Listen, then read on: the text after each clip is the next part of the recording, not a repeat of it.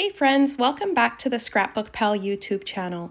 My name's Sophia and today I'm sharing a card I made using the Doggone Amazing stamp set and the Paw Prints embossing folder. Just look at how pretty the stamp set is, you guys. There's lots of really big images in here and I love that on a card because it really helps fill it up. And the embossing folder is also really nice. I thought it would just match perfectly with this stamp set. So let's go ahead and get started. The first thing I'm going to do is take some white cardstock and just run that through my embossing machine with that embossing folder. I really liked the feel of this embossing folder. It's really quality, and even running it through the machine, it was nice and tight. And you guys, like the way it turned out, it's so 3D and beautiful. I just love it. So now I'm going to go ahead and stamp my images. I decided to use that wagon image, a bucket, an extra bird, and a butterfly. And then I'm going to stamp the head of that puppy after I'm done stamping these images, just so I can get it exactly where I want it. And so I'm just inking that up with some Memento Tuxedo black ink.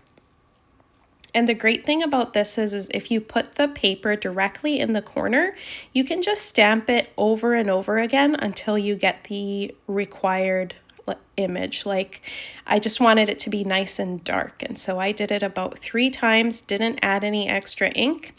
And now I'm just stamping that little puppy that I want sitting in the bucket over there. So now I'm going to go ahead and start coloring. The first color I'm using here is R29 and it's Copic markers that I'm coloring with. The second one there is R27 and I'm just going directly over all of the coloring and then blending to meet in the middle. So the last color there is R24, and then I'm just going to use that for the handle as well, all of those colors. Now I'm going to start coloring the metal on the wagon, and for that I wanted it to be close to black but not black exactly, and so I started with N6 blending out with N4 and N2, and that's where I left that. Then I'm going to start doing the inner part of the wheels. I wanted the inner circle to be white, and so I left that part white, and then again the middle part to be gray, and then the wheels itself to be black. And so for the black, I used N8, I think, or N6. I will link which color I used below. I used N8 because I wanted it to look like a dark black wheel. So now I'm just doing the grass, and for that I used G09, G05, and G02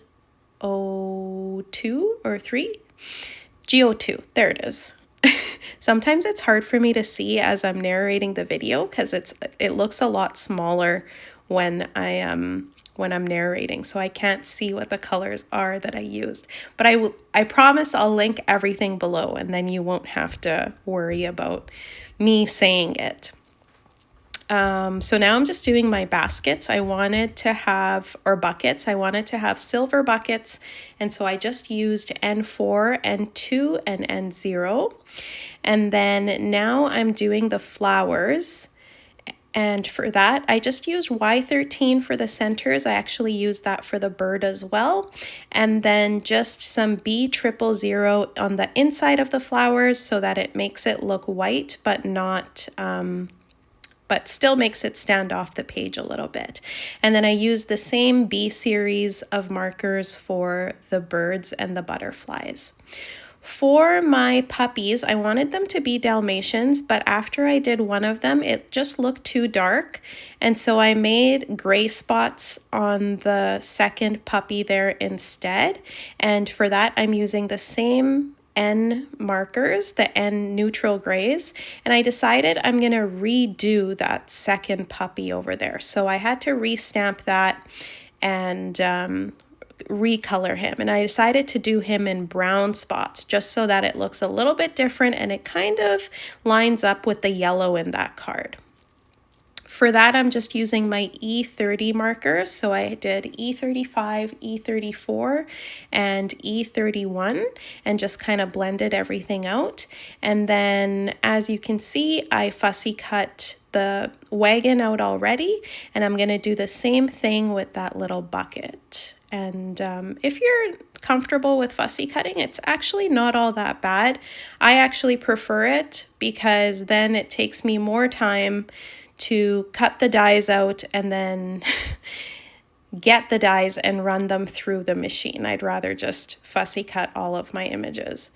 So now I've just got the grass border from Lawn Fawn, and I'm just going to use that to cut out on some white cardstock. I know this white is a little bit different, but because I was going to be blending the color over it, it didn't really matter to me which white I was going to use because color was going to go on there anyway. So I decided to use Mowed Lawn to start this off. And once I got most of the color on the Mowed Lawn, I pulled out some darker green ink that I have just so that it matched the green that I used in the images when I was coloring. And I thought this looked really nice because I did half of it dark green and half of it light green. And now I'm just putting some tumbled glass onto the card as well. And I decided, at first I thought I was going to leave the border of the embossing folder white, and so I just colored the middle part of it. But once I started creating my card, I decided to do the entire thing blue because it just looked much better. It didn't look great with the white on the sides, and I don't know why I didn't see that at first, but it actually makes those paw prints really stand out too when you go over them with some blended ink. And so I decided to do the entire thing. So now I am just starting to assemble my card. I've got my green grass on the bottom, trying to decide where I'm going to put everything on that card. I did add in some B00 into the white areas that I couldn't cut out, just so it matches the back of the card. And then I added some green also onto the white part of the grass, just so it looked like it's blending properly into that grass. Then here it is. I'm adding blue to the rest of the embossing folder, and I think it looked much better with it all blue. You guys can kind of tell me what you think after I'm done here. Those paw prints just stand out so much more when it's blue, and it just gives it such a nice textured effect. So now I'm going to start putting everything onto the card, and I was trying to decide where to put my greeting. I decided I was going to do it in black. It's always classic to stamp your image and then emboss it in white on black cardstock. It really helps your card pop. So that's what I decided to do. I'm just going to emboss this, and I love showing embossing on a video just because it's just very magical. So now I'm just going to fussy cut this out. This is really in nowadays. All greetings have dies that kind of come with them, but I've always just used my scissors. I never really get the dies for cutting out greetings because it's really easy to fussy cut them. So now I'm just using my mini foam squares, and I'm gonna put everything on in foam squares pretty much, except for the little bird and the butterfly. I decided to do that with just some liquid glue. But everything else, I wanted it to kind of pop off the card. And then I decided to put some ribbon in behind my greeting. I thought that would look really pretty. I actually initially wanted to do like a little bow and like wrap some ribbon around the card, but it was too overpowering, and so I just cut a little piece of ribbon and stuck that down onto my card base, and then added my greeting with some foam squares over top, and that seemed to give it enough of an effect that I was looking for with something underneath that greeting. So the last thing I'm going to do is glue that butterfly on, and then the last thing I did was add some light blue embellishments to that card. I also stamped the inside just to bring it all together, And that is my card. So I hope you have enjoyed that. If you have, please like this video and subscribe to the ScrapbookPal YouTube channel.